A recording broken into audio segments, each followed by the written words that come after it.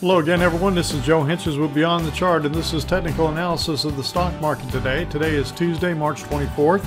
And we're going to take a look at the market the way we usually do, looking at the indices, indicators, and key ETFs. And the stocks in focus today are Apple, Adobe, Apache, Alibaba, and Twitter was the big mover of the day, and we'll take a look at that.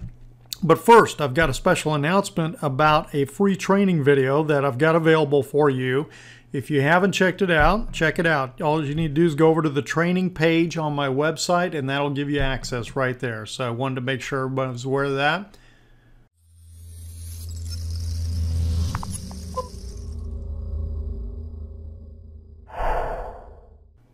Okay, now we're going to jump in and take a look at the Dow here, and hopefully I'm drowning out the noise outside. You can always tell it's spring again here in Dallas.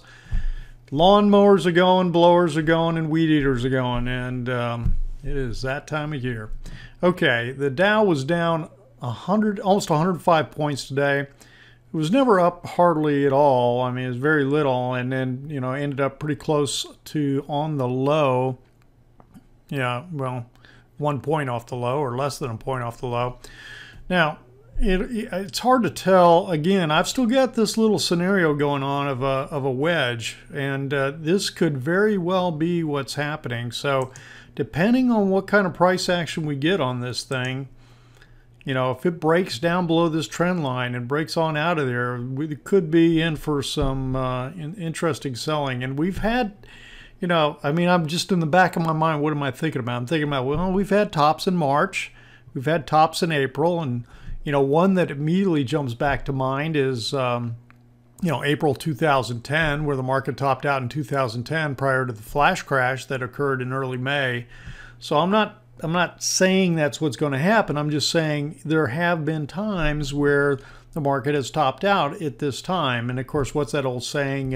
Wall Street sell in May and go away, or whatever kind of thing. So we need to be aware of this kind of action and paying attention to it. So S&P 500, similar type scenario, and it closed practically on its low, also down almost 13 points for the day. NASDAQ, now this is interesting. I saw this earlier. This looks like an exhaustion gap to me. You know, you were getting little runaway gaps in here. And of course that was on this move, and then this came back down, but this looks like an exhaustion gap to me because it closed so quickly. And when I glance back at times where it closed quickly like that, it was pretty close to when it was getting ready to roll over. So we're going to have to, again, another alert, just kind of keep your eyes open for that. I know I will be. New York Composite, similar type thing. You know, we've had some strong moves on the, you know, the upside days in here.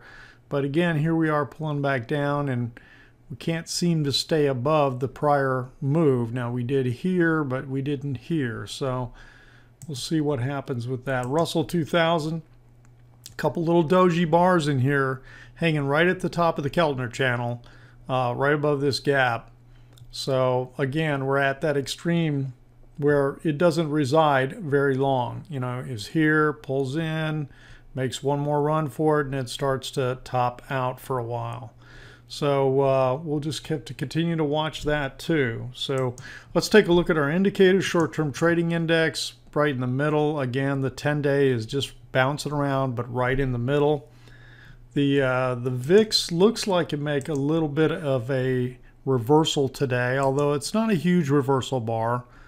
I almost hesitate to even call it a reversal bar, but you know, it did go down here, came back up and closed almost on its high. So again, you know, why is that? It's kind of the reversal of what the market's doing. So I'm not getting any kind of signal, strong signal here. Let's see what the DI plus and DI minus. Still got the DI minus well above the DI plus, and I'm not getting any kind of better picture there. High low pull back pretty good on this move. Only 103 new highs though still, so even with the market down, 103 more new highs than new lows for the day in terms of 52-week new highs. But notice how we came off of this peak where we peaked before, and it came off pretty quickly. So we'll see whether or not there's any continuation off that. McClellan oscillator, let's take a look at it. Sometimes, like I said, it updates late in the day. Let me refresh it. Yeah, that's pretty much right in here. Now it is above 0, but it's kind of just pulled back, and it's again, now it's not at an extreme. It's just kind of back in neutral land as far as I could tell. Let's take a look at the high yield ETF. So we'll look at these key ETFs that we've got, the high yield bond fund. Now this has been up 3 days in a row, so it's kind of interesting that even though this has been up 3 days in a row, although it's not real dynamic, the market's been down 2 out of the last 3 days, I believe. Well, let's take a look at the S&P 500. Well, yeah, it's been down 2 out of 3 days, and the high yield bond fund has been up 3 days in a row. Now, short-term trend is still to the downside with the blue below the 21, so the 10's below the 21. So I got to look at that and say, okay, this could be nothing more than just a slight little counter trend type move that's going on. We'll have to watch and see what happens. Next one is the 10-year bond, Treasury bond, or 20-plus year Treasury bond, TLT anyway, continuing its rally. So interest rates are continuing to drop on the long-term side of things. So this is interesting, and I mean, maybe this is making another run for the high up here. I did mention that based on this move here, we could be getting an A, B, C type action. And I haven't, let me use I always like the crosshairs to when I'm trying to line up something. I haven't really, I don't know if this move down here may be too far for this. It's hard for me to tell anything, trying to make projections out of it. We'll just continue to watch, either, whether it rolls back over, then it was counter trend. Right now we've got the short terms to the upside, which is really, I mean, the long-term direction of bonds are still up, okay? I mean, the 55 is above the 233, so the long-term trend is still up. The intermediate has turned down, the short term's up. So we're getting a little bit of mixed signals. So this could be just a little bit of counter trend on a short-term basis, given that the intermediate has turned down. Just have to continue watching and see what it produces. Next one is the dollar index. And the dollar index, I don't know if I've got data right in here. This data shows a really, really tight day. This doesn't seem right to me, and I'll have to double check. But right now, based on yesterday's move, it's kind of going with the direction I've got here. And let's see, the next one is oil, United States 12-month oil. Okay, this was kind of tight. Last 3 days have been, actually 4 days have been tight, although it bounced back a little bit.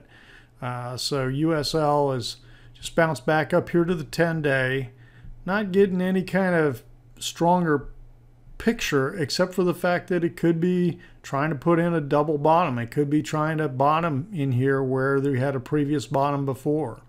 I mean, it came off of that pretty strongly here. Hasn't done anything super strong since. Basically kind of sideways to down over the last 4 days in a very tight trading range. The last one we'll take a look at is gold tonight, which continues its counter trend bounce.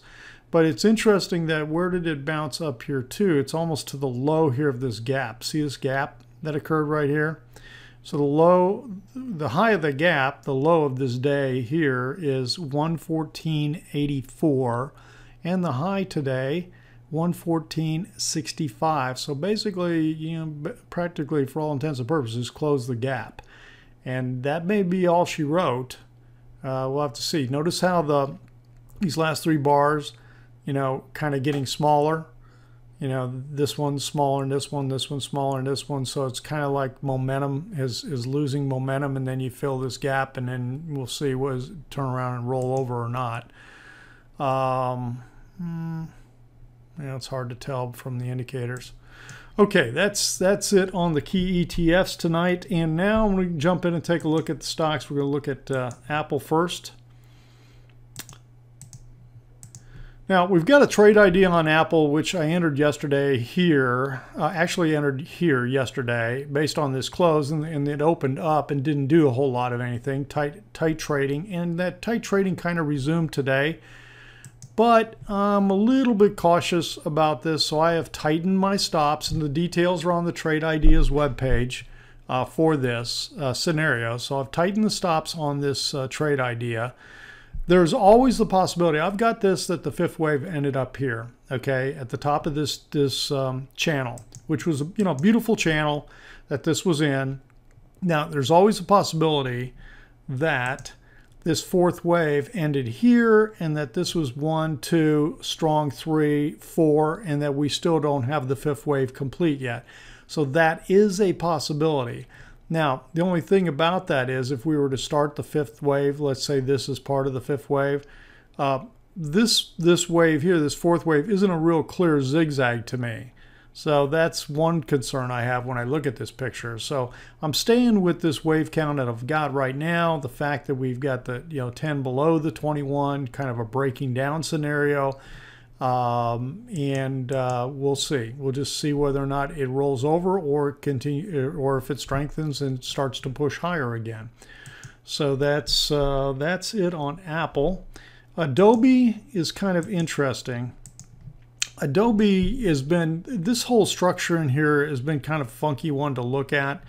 And when I look at it, take back the picture a little bit, this looks like maybe we had a fourth wave, completed a nice zigzag corrective move here. And the thing that was kind of confusing is this first move is not real clear in terms of a 5-wave move up.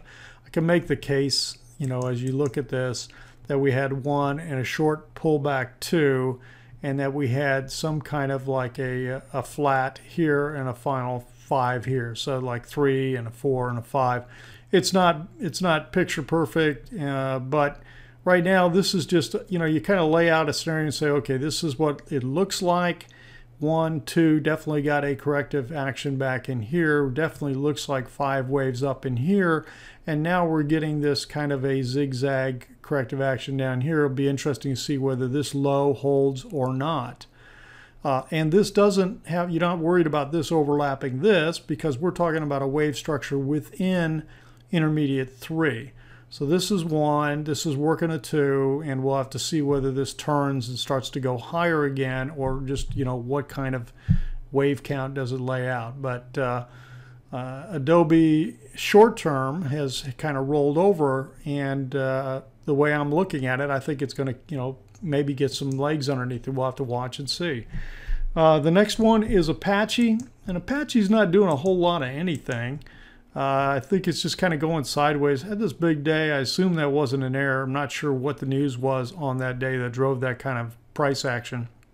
But again, this is one more reason why I like it. When it comes to stops, my preference is to try to use, closes.